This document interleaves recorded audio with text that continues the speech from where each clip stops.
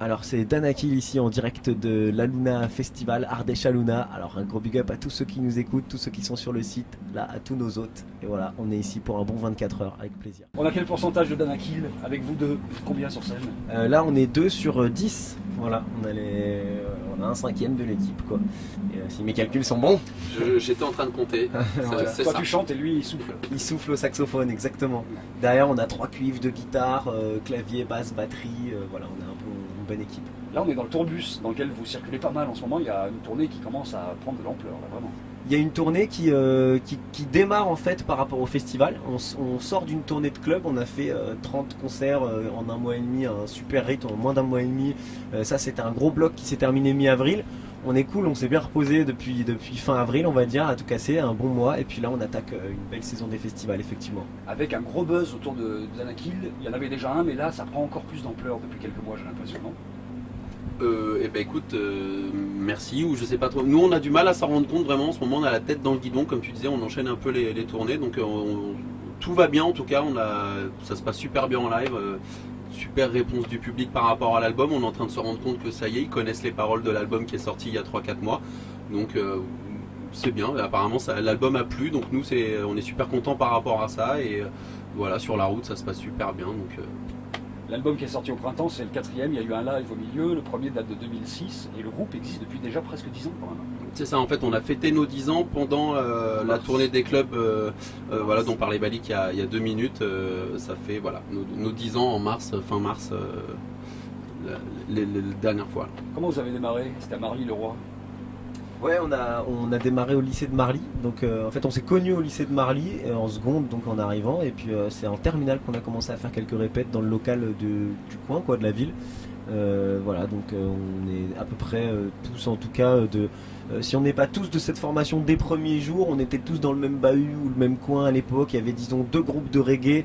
Nous on a suivi, on a pris le pas aux premiers qui sont nos grands frères en fait. Et puis du coup les musiciens actuels de Danakil c'est un mix entre ces 2 groupes de l'époque en fait.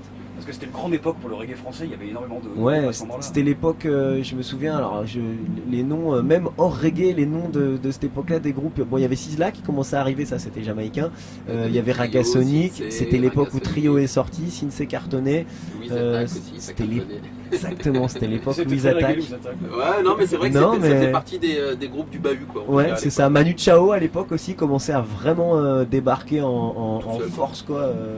C'était l'époque de Je ne t'aime plus, mon amour.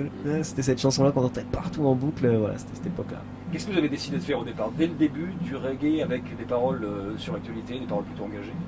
Absolument. C'était voilà de communiquer notre vibes en fait, notre ressenti sur le monde, nos trucs en musique effectivement. Donc voilà, on a milité, je dirais. On a voulu militer en musique.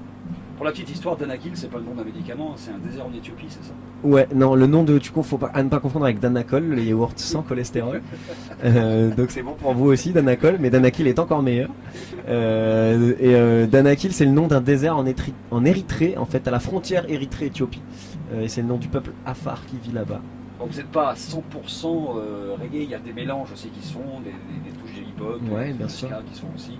C'est que le mélange se fait assez naturellement, ça vient des musiciens, Ça vient de la musique même, j'allais dire quoi.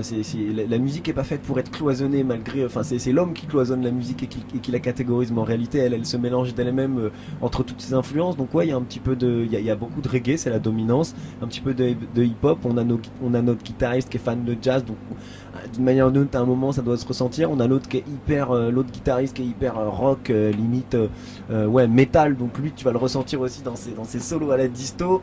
On a un cuivre qui est très punk, ska punk. Après on a nos puristes reggae. Moi par exemple j'écoute beaucoup de hip hop, donc il y a un petit peu de tout ça. Voilà, tout ça fait la musique, tout ça fait Danakil. Comment est-ce que vous vous préparez quelques heures avant un concert comme ça dans le tourbus ou ailleurs d'ailleurs? Bah écoute, ça dépend des fois. Des fois on se prépare d'ailleurs plus ou moins ou pas. Des fois on est tellement dans le rush que tu as juste le temps de boire un jus de fruits et monter sur scène immédiatement. Donc ça dépend, on n'a pas de recette, on n'a pas trop de comment dire voilà comment on dit de réflexe d'avant-concert. On se chauffe les cuivres dans leur coin. Balik au niveau de la voix fait 2-3 exercices. Notre batteur commence à s'échauffer les poignets. Voilà. et puis on roule ma poule quoi. Il y a une part d'improvisation dans le concert parce qu'il y a le jeu avec le public qui commence à connaître vraiment les chansons, donc ça rallonge un peu la sauce de temps en temps. Non? Mais de temps en temps, notamment en club, où on a le temps de faire tenter des trucs, des jeux avec le public, des vibes musicales. Là, sur des festivals comme ça, on est au millimètre près au niveau du timing, donc vaut mieux être sûr de ce que tu fais exactement, et surtout par rapport au nombre de chansons que tu as prévues. Nous, on a un set d'1h05 pétante, et même s'ils commencent à discuter entre les morceaux un peu trop, ça peut faire qu'à la fin, le régisseur général nous regarde en disant vous avez dépassé 3-4 minutes et c'est pas bon pour les groupes qui filent après. Donc par respect pour tous les musiciens qui arrivent après et pour la technique qui est présente ce jour-là, et voilà, il faut qu'on se tienne à ce qu'on nous demande, à savoir aujourd'hui pour nous 1h05 et pas une seconde de plus. Sur la tournée du printemps, vous avez offert des CD à pas mal de gens qui venaient voir les concerts. C'était pour parler du téléchargement illégal. Vous le faites plus? Ça vous est pas venu avec le stock de... Mais là en fait c'était un truc qui était réalisable uniquement en club, dans le sens où c'était toute une organisation en lien avec notre tourneur notamment, et c'est quelque chose qui est faisable quand on est tout seul à l'affiche en fait, sans rentrer dans les détails un peu compliqués. Voilà, quand il y a 14 groupes, c'est pas faisable de squatter à l'entrée, et puis en plus ça nous aurait fait presser des milliers et des milliers d'albums en plus, ce qui n'était pas faisable non plus pour nous quoi. Donc ça a été fait sur une trentaine de dates quoi. On a écoulé quasiment 30 000 CD en l'espace d'un mois et demi. Sur la scène avec vous ce soir, il y a Maxo, il y a Dubbink. Je pense que vous êtes habitué à vous retrouver à côté d'eux sur le Exact. scène, hein. Exact. Dubbink, on était avec eux il y a 4 jours. Patrice aussi, qui est là ce soir. Donc c'est une espèce de famille qui tourne finalement. Ouais, groupe tout en à groupe. fait, c'est ça. C'est comme un grand groupe.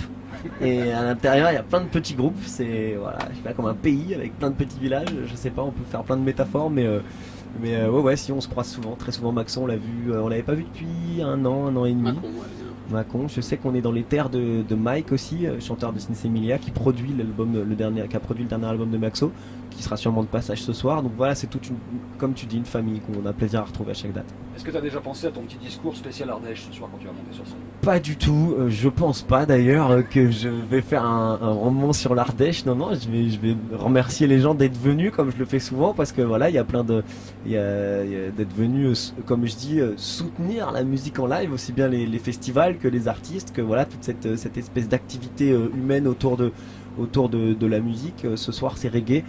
Par contre, je salue vraiment la programmation du festival sur le côté, et ça on le voit peu. Ce soir c'est reggae, demain c'est rock, après-demain c'est variette, et ça fait en fait un certain nombre de noms sur l'affiche qui sont très éclectiques, et pourtant quand tu viens ce soir t'as l'impression d'être dans un festival reggae quoi. Alors je sais pas, demain t'auras sûrement l'impression d'être dans un festival rock si ça fonctionne comme ça, comme vous le souhaitez. J'ai l'impression que c'est ce que vous souhaitez, mais en tout cas j'ai rarement cette sensation d'avoir comme 3 festivals différents ciblés en 3 jours quoi, alors qu'en fait c'est le même. Donc ça, je trouve ça vachement intéressant. Merci à vous deux, puis bonne tournée d'été. Plaisir.